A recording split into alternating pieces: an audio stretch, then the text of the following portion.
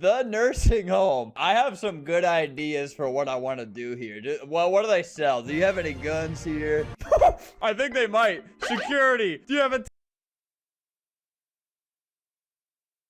He came to my place after school and we spoke for a long time. He told me all about Paris, how he learned to cook, and how he became a teenage sensation overnight. My mom helped me with everything, and that's why I love her so much. I'm really happy for you, Brian, and I'm glad you're back. Just as Jerry was about to leave, Brian walked in. Oh, Jerry's here. I was on my way already. Let me leave you two alone. Good night. Jerry sounded so cool and mature, and he was dressed well too. Brian and I spent time together, but all I could think about was Jerry. I started spending more and more time with Jerry, and I began to realize just how funny and smart he was. Whenever his brown eyes stared at me, my heart would melt, and I could feel the butterflies in my stomach dancing. I was falling for him, and honestly, I loved it. Brian, on the other hand, had been buying me nice gifts since Jerry came back. He even got me a very expensive car, which I really loved. One time, I was walking with Diane, and all of a sudden, I tripped, and as I was about to fall, Jerry, out of nowhere, caught me. He held me in his arms for a while,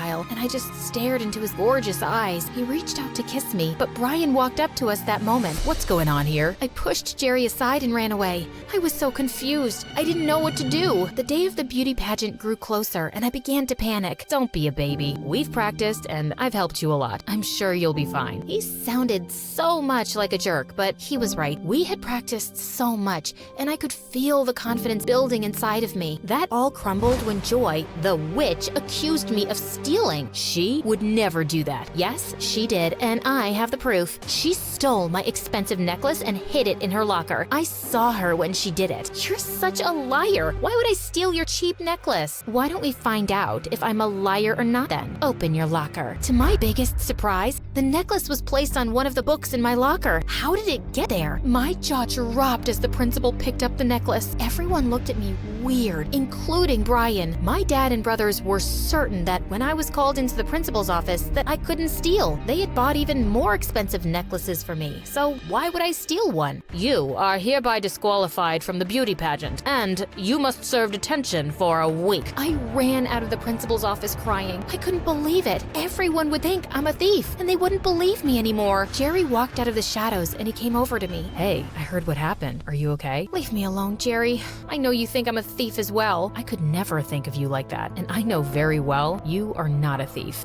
I'm glad you believe me because no one else in the school does, including Brian. I don't know what to do. I started crying, and that was when Jerry moved closer to me and hugged me tightly. Just ignore them. We'll figure something out. Trust me. My first day in detention sucked. People looked at me differently, including the teachers. Jerry then came and made everything easier. We spent time together in detention, and we got even closer. He stayed with me all the way through, and he also walked me home just to make sure I was safe. The beauty pageant was days away, and the entire country was buzzing because of it. Joy was the clear candidate to win, but there were talks about Michaela winning as well. She was my favorite. She was so pretty and kind. She had the cutest blue eyes I have ever seen. Jerry made sure I continued with my practice, even though I didn't want to. You can still be called back in for the pageant, so you need to be ready. On my way back from detention one day, I felt really sick. My knees became weak, and I was dizzy. I fell to the ground and was rushed to the hospital. When my dad got to the hospital,